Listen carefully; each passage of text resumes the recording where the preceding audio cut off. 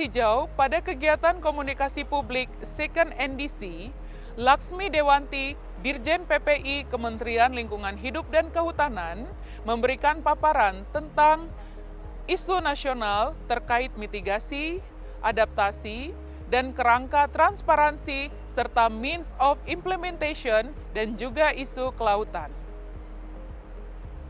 Berikut pemaparannya untuk Anda. Assalamualaikum warahmatullahi wabarakatuh. Selamat pagi dan salam sejahtera untuk kita semua. Yang saya hormati dan kita banggakan Ibu Menteri Lingkungan Hidup dan Kehutanan, Bapak Ibu para pejabat tinggi media dan pratama di lingkup KLHK dan kementerian lembaga lainnya, Bapak Ibu para hadirin yang kami hormati. Terima kasih sudah memberikan kesempatan kepada kami, Bu Nur, dan sebagaimana yang tadi disampaikan, kami akan memaparkan tentang konsep Second NDC, Nationally Determined Contribution Indonesia, yang saat ini sedang dalam proses penyusunan dan sebagaimana tadi disampaikan pada arahan dan pembukaan oleh Ibu Menteri, insya Allah akan kita dapat sampaikan sebelum atau sampaikan kepada UNFCCC sebelum COP ke-29 di Baku, Azerbaijan pada bulan November tahun ini. Bapak, Ibu, dan rekan-rekan sekalian, pada slide berikutnya kami akan memaparkan, ini adalah paparan atau lingkup paparan, bisa dibantu mungkin next slide. Kami akan menjelaskan mandat, tadi beberapa sudah disampaikan, kemudian beberapa isu national circumstances yang nanti akan dimasukkan dalam Second NDC, mitigasi, adaptasi, kemudian kerangka transparansi dan means of implementasi, serta isu kelautan. Bapak, Ibu, dan rekan-rekan sekalian, pada next slide. Sebagaimana tadi disampaikan juga dalam pidato pembukaan oleh Ibu Menteri, Indonesia bersama seluruh negara pihak UNFCCC mempunyai mandat dari Paris Agreement untuk menyampaikan dan melaksanakan Nationally Determined Contribution yang semakin meningkat targetnya.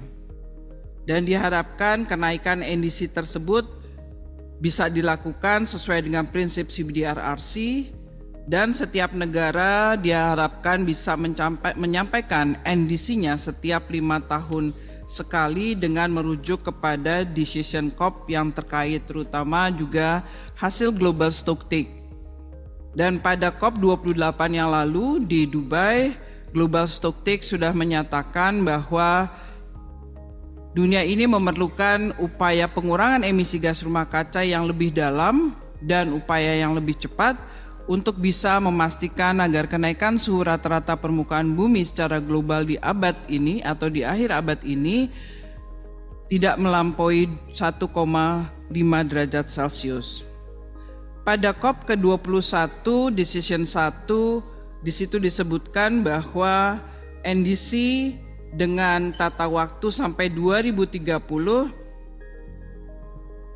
akan menyampaikan atau diminta untuk harus menyampaikan updated-nya pada 2020 dan setiap 5 tahun sekali.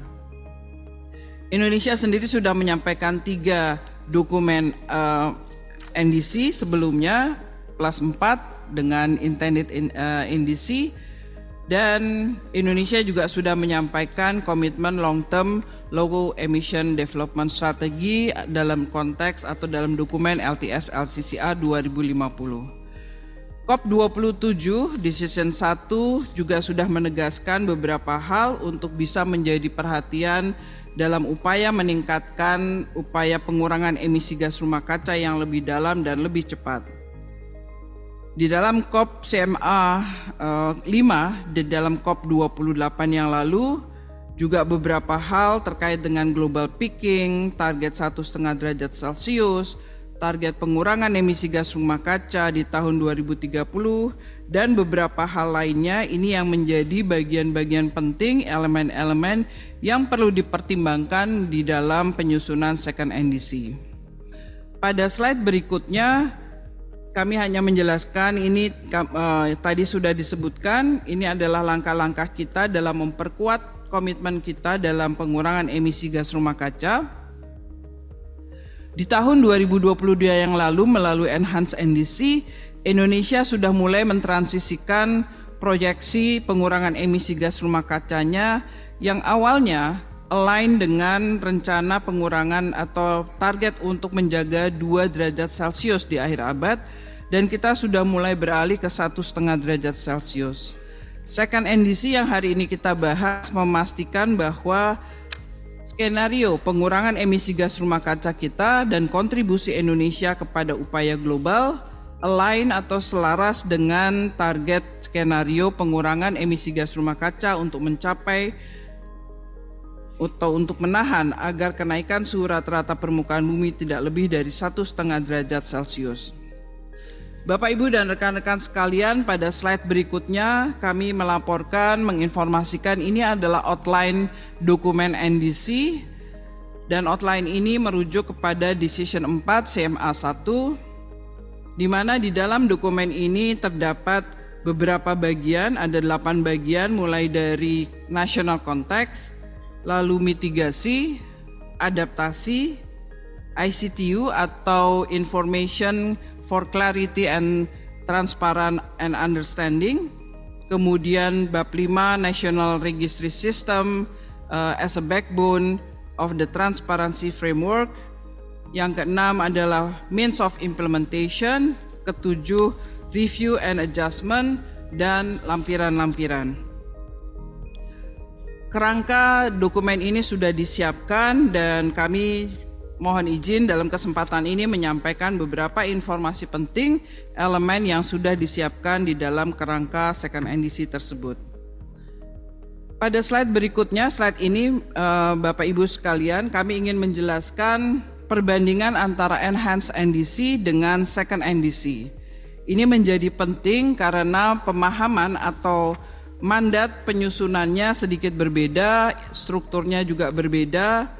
Kalau kita lihat dari beberapa isu, dari tipe, scope, kemudian juga bagaimana nanti metrik yang akan di-apply, lalu lingkupnya, sektor dan subsektor, peaking dan greenhouse gas emission yaitu CO2, CH4, N2O. Metrik applied-nya juga masih menggunakan Global Warming Potential IPCC Assessment Report 2. Untuk coverage-nya sebagaimana kita ketahui, di sini adalah baseline dan asumsi yang digunakan untuk melakukan proyeksi polasi skenario 2020-2030. Jadi dibandingkan dengan projected business as usual, dan di dalam Enhanced NDC kita menggunakan countermeasure 1 sebagai basis target dengan upaya sendiri dan countermeasure 2 apabila mendapat dukungan internasional.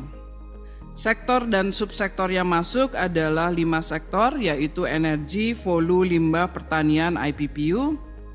Peakingnya juga pada saat Enhanced NDC kita masih melihat tingkat emisi yang terus menaik sesuai dengan business as usual skenario. Di dalam dokumen LTS kita terdapat skenario CPOS atau current policy yang belum align dengan 1,5 derajat Celcius. Di dalam Second NDC kita akan membandingkan pengurangan emisi gas rumah kaca dengan reference years tahun 2019. Jadi yang digunakan sebagai pembanding adalah tingkat emisi pada tahun 2019 dan tidak lagi business as usual. Kemudian kita menambahkan satu greenhouse gas emission yaitu hydrofluorocarbon ke dalam coverage greenhouse gas emission. Global warming potential yang digunakan telah mengacu kepada IPCC Assessment Report kelima. Coverage-nya juga sudah menggunakan inventory di tahun 2019 dan dengan asumsi proyeksi untuk pertumbuhan 2031 sampai 2035. Jadi Second NDC ini periodenya ditarik lebih jauh sampai 2035, sedangkan Enhanced NDC 2030. Kita juga memasukkan tambahan subsektor di bawah sektor energi yaitu hulu migas dan satu sektor baru yaitu kelautan. Untuk peaking kita menggunakan rata-rata tahun 2030 di mana sektor energi sendiri akan peaking di 2035. Jadi sektor rata-rata lainnya di 2030. Skenario yang digunakan LCCP ini merupakan skenario yang paling ambisius di dalam dokumen Long Term Strategy for Low Carbon and Climate Resilience dan ini sudah align dengan 1,5 derajat Celcius. Ada beberapa komitmen yang kita perkuat juga, kita update di dalam dokumen ini. Kita akan memperkuat komitmen tidak hanya sampai Desember 2030 tapi sampai Desember 2035. Juga komitmen secara umum kita menambahkan selain upaya-upaya mitigasi dan adaptasi, juga ada komitmen mengenai transisi yang berkeadilan atau just transition. Kemudian untuk adaptasi, kebijakan adaptasi, kerentanan, SIDIC, Proklim, dan sinergi 3 konvensi Rio yaitu CBD, UNCCD, dan UNFCCC. Untuk adaptasi di second NDC kita menambahkan dan memperkuat Global Goal on Adaptation. Untuk sistem registry, fungsi registry sebagai backbone untuk transparansi framework akan diperkuat dengan fungsi-fungsi tambahan khususnya SRN sebagai carbon registry. Kemudian untuk means of implementasi kita juga menambahkan selain yang ada di dokumen Enhanced NDC, kita juga menambahkan beberapa hal lainnya termasuk sumber daya domestik, dukungan internasional yang diterima, termasuk diantaranya result based payment sebagai bagian dari pelaksanaan Artikel 5 dan Artikel 6 Paris Agreement. Kita menyebutnya Second NDC atau SNDC. Bapak, Ibu, dan rekan-rekan sekalian, pada bagian berikutnya kami menjelaskan ini beberapa hal national circumstances yang kita masukkan dalam Second NDC sebagai bagian dari asumsi penyusunan Second NDC. Jadi kita mengambil beberapa hal dari LTS LCCR, kemudian kita menambahkan elemen-elemen just transisi yang juga saat ini sedang banyak dibahas atau dibicarakan. Ini mungkin bisa dilihat di sini Bapak, Ibu, dan rekan-rekan sekalian.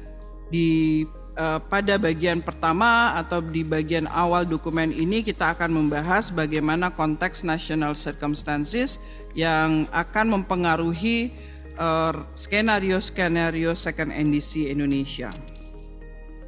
Pada slide berikutnya untuk aksi mitigasi, ini adalah beberapa aksi-aksi mitigasi yang kita tambahkan. Mungkin nanti sedikit berbeda dengan Enhanced NDC. Di dalam Second NDC kita tidak akan merinci sedemikian rupa sebagaimana Enhanced NDC dan ini akan memberikan ruang fleksibilitas pada implementasinya pada berbagai macam sektor-sektor yang ada. Namun demikian nanti akan ada indikatif aksi-aksi mitigasi yang akan masuk ke dalam Second NDC yang akan masuk sebagai lampiran dari Second NDC ini. Bapak, Ibu, dan Bapak-Bapak yang nanti akan menjadi narasumber dari masing-masing sektor nanti akan lebih menjelaskan aksi mitigasi yang akan masuk ke dalam Second NDC.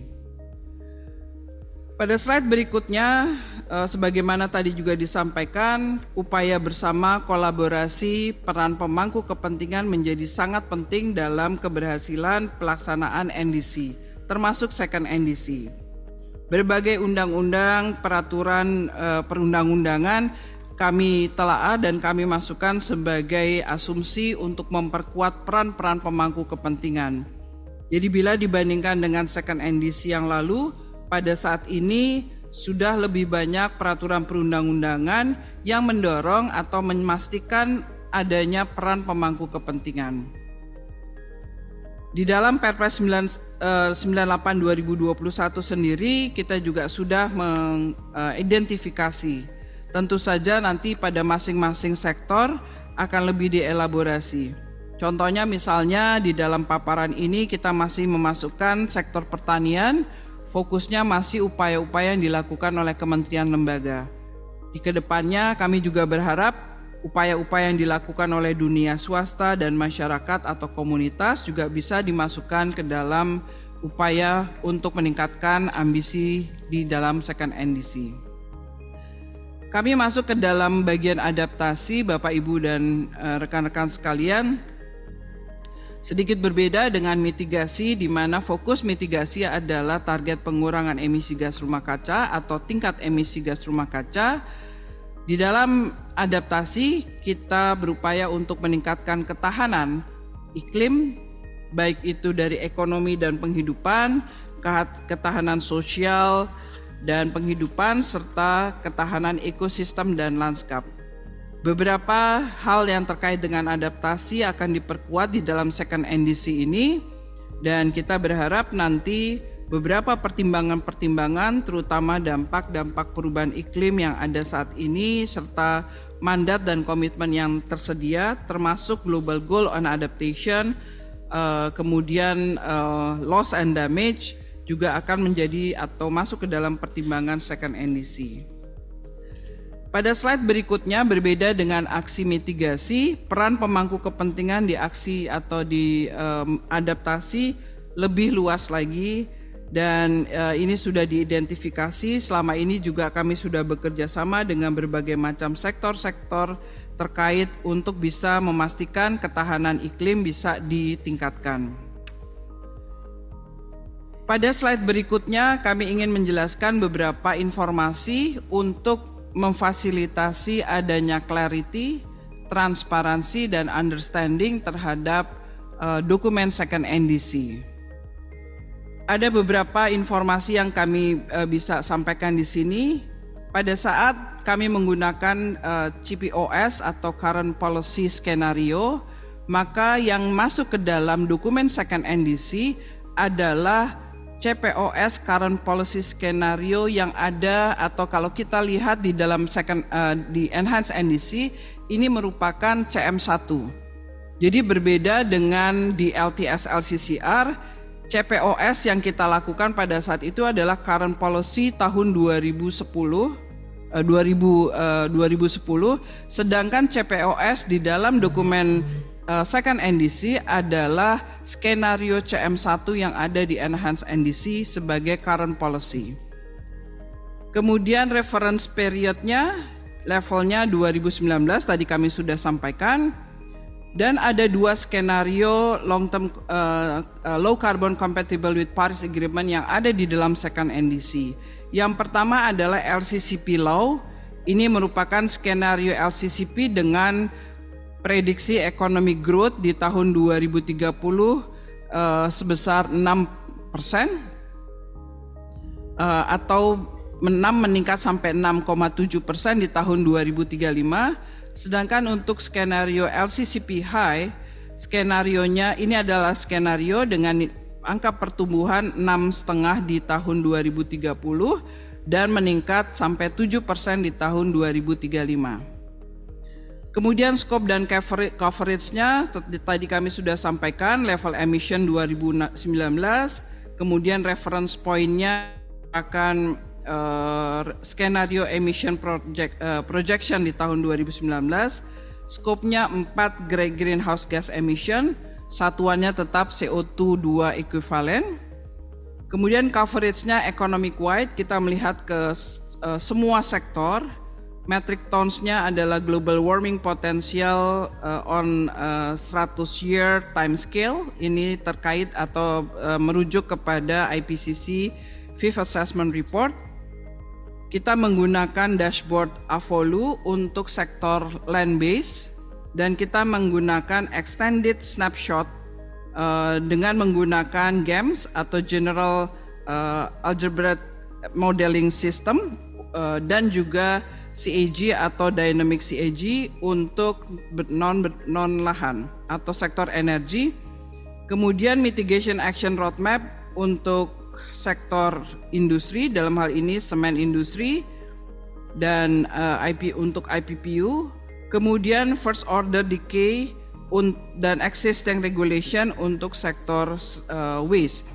Jadi memang ada beberapa metodologi yang digunakan yang berbeda satu sektor dengan sektor yang lain. Pada slide berikutnya Bapak Ibu, ini adalah 3 skenario yang ada di second NDC. Skenario yang pertama ini adalah CPOS. Ini merupakan skenario CM1 di Enhanced NDC yang sudah dikonversikan dengan angka GWP yang terbaru. Jadi ini adalah tingkat emisi kita yang paling sebelah kanan dengan current policy. Current policy-nya adalah policy yang sekarang. Yang di bagian tengah adalah LCCP dengan prediksi pertumbuhan ekonomi low, sedangkan yang terakhir yang sebelah kiri dari Bapak Ibu adalah untuk skenario dengan angka prediksi pertumbuhan ekonomi yang tinggi. Di masing-masing skenario ini kami sudah membreakdown angka-angka di masing-masing sektor yang ada, Bapak Ibu dan rekan-rekan sekalian, termasuk net emission-nya.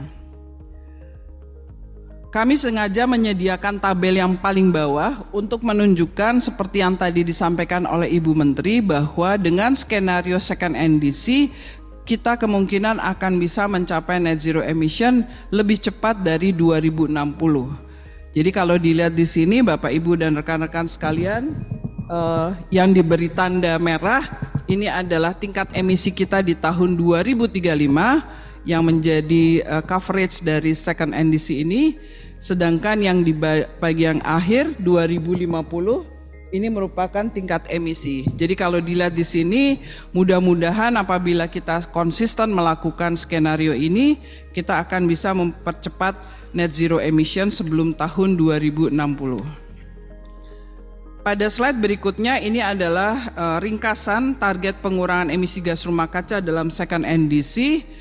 Jadi ini kita potong dari tabel sebelumnya di tahun sampai dengan tahun 2035, dan kami juga di sini menjelaskan ada kolom untuk level emisi dengan reference year 2019 dan bagaimana CPOS current policy 2035, kemudian emission target level di tahun 2030 dengan perbandingan LCCP low dan LCCP high di tahun 2035. Dua kolom yang terakhir untuk emission reduction target compared to 2019, ini mungkin bisa dilihat. Memang kalau dibandingkan dengan tingkat emisi 2019 akan terlihat turun.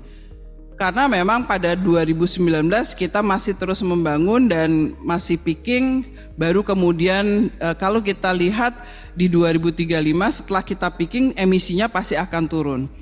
Namun kalau kita bandingkan dengan current policy dengan yang sekarang, maka pengurangan emisi gas rumah kaca kita adalah 29%, 29,5% bila dibanding dengan CM1.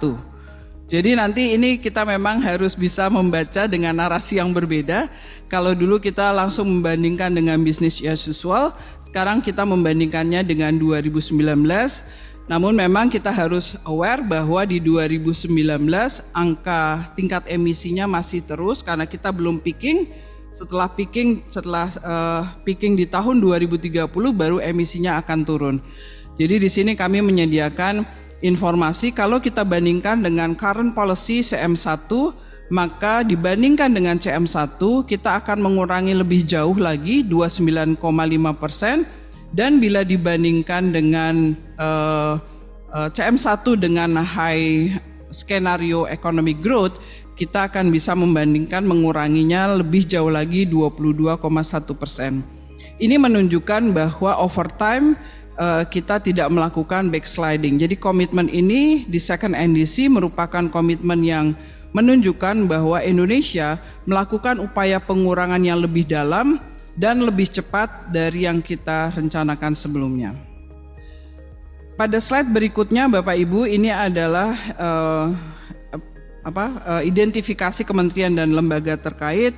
Hampir semua kementerian dan lembaga terkait sangat relevan dan sangat terkait dengan isu mitigasi dan adaptasi di second NDC. Ini kami melihatnya dari langsung direct involved. Namun demikian, walaupun ini ada yang kosong misalnya, tidak berarti kementerian dan lembaga tersebut nanti tidak berpartisipasi dalam kegiatan aksi mitigasi dan adaptasi. Selanjutnya untuk means of implementasi, di dalam second NDC kami mencoba untuk mengidentifikasi berbagai macam means of implementasi, terutamanya adalah climate finance atau pendanaan lingkungan.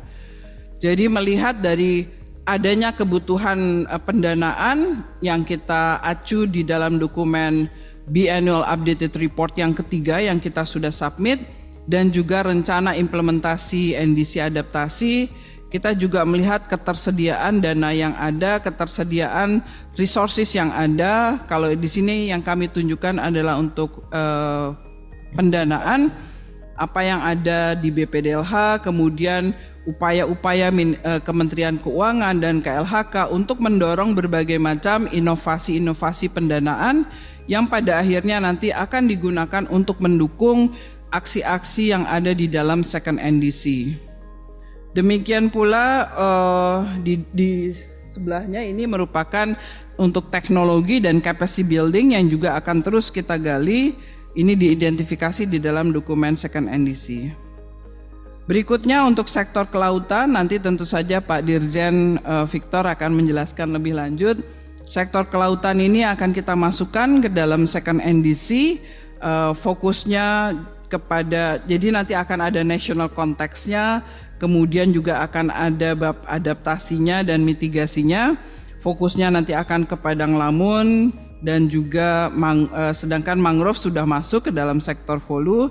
Nanti Pak Dirjen akan lebih menjelaskan, dan apresiasi karena sebagai sektor baru kita struggle ya Pak ya, dari mulai data, metodologi, dan lain sebagainya.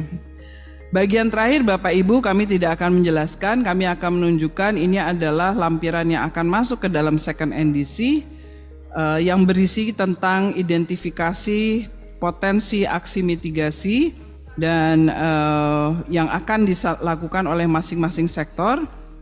Tentu saja ini akan nanti diterjemahkan dan dijelaskan oleh Bapak Ibu dari kementerian dan lembaga terkait. Aneksis ini juga meliputi aneksis untuk adaptasi, jadi selain mitigasi juga ada lampiran untuk aksi adaptasi. Namun kesemua lampiran yang ada di second NDC ini merupakan indikatif aksi mitigasi dan adaptasi. Kita membuka fleksibilitas di dalam second NDC sehingga Indonesia nantinya bisa lebih berinovasi, lebih berkreasi untuk mitigasi dan adaptasi, tidak hanya terkunci atau terbatas pada apa yang ada di dalam second NDC, karena potensi-potensi yang ada di Indonesia masih bisa lebih ditingkatkan, apalagi second NDC ini merupakan komitmen tambahan 2031 sampai 2035. Demikian yang bisa kami sampaikan secara cepat Bapak Ibu. Bahan paparan ini nanti bisa diperoleh Bapak Ibu dan rekan-rekan sekalian. Untuk dokumen NDC-nya tentu saja masih akan kami lakukan penyempurnaan berdasarkan masukan-masukan yang kami terima dari kegiatan komunikasi publik pada hari ini. Sobat Hijau, second NDC yang dibangun saat ini mengacu pada kerja penurunan emisi karbon untuk mencapai penurunan emisi global pada skenario 1,5 derajat Celcius. Pembahasan terkait target untuk mencapai net zero emission akan kita sambung di segmen berikutnya. Tetap bersama kami, Indonesia Green TV akan segera kembali.